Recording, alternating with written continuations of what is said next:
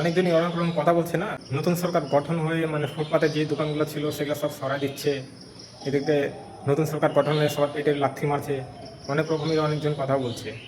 তাদেরকে আমি আজকে প্রমাণ দেখাবো। প্রমাণ দাও। প্রমাণ ছাড়া তো আমি একটাও কথা বলবো না আজকে। কারা এসব কথা বলবে? যারা হঠাৎ হঠাৎ 5 দিন 7 দিন 10 দিন 15 দিন পর পর যারা যাওয়া আসা করে, তারা এইগুলো সব কথা বলছে। কিন্তু যারা প্রতিদিন যাওয়া আসা করছে এই রাস্তা দিয়ে ফুটপাথ দিয়ে চলতে গেলে ওদের কেমন লাগছে তারাই বলবে। চলো দেখে নাও তোমরা একটু। মাননীয় মুখ্যমন্ত্রীর কাছে আবেদন যে 7 পয়েন্ট থেকে মল্লিক বাজার পর্যন্ত যে ফুটপাত আছে সেই ফুটপাতটা পুরো দখলে চলে গেছে। সব দখল করে রাস্তা দেখাই যাচ্ছে না। আপনারা দেখুন যে রাস্তা কিছু দেখা যাচ্ছে কিনা।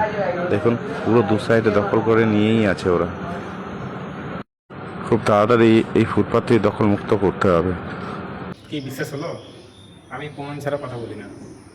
এরা সব অনেকজন কথা বলছে যে তাহলে অন্য জায়গা দিয়ে এদেরকে ব্যবস্থা করে দিয়ে তারপরে উঠাতে পারতো। তোমার জায়গা থেকে যদি দখল করে, এখন তুমি যদি ওকে সরাতে যাও তাহলে তোমাকে সেটা জায়গা দিয়ে তারপর সরাবা তুমি। এটা কি ধরনের পাগলামি? তাহলে তুমি যদি না চাও এটা, তাহলে সরকার কেন দেবে এটা?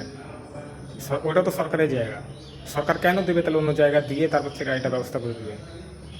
হ্যাঁ, ওর পার্সোনাল যদি জায়গা হতো যে আমার পার্সোনাল জায়গা নিচ্ছে, নিয়ে তারপরে আমাকে অন্য জায়গা দিয়ে এটা অন্য কাজ করবে, তাহলে ব্যাপারটা আলাদা, তাহলে দিত।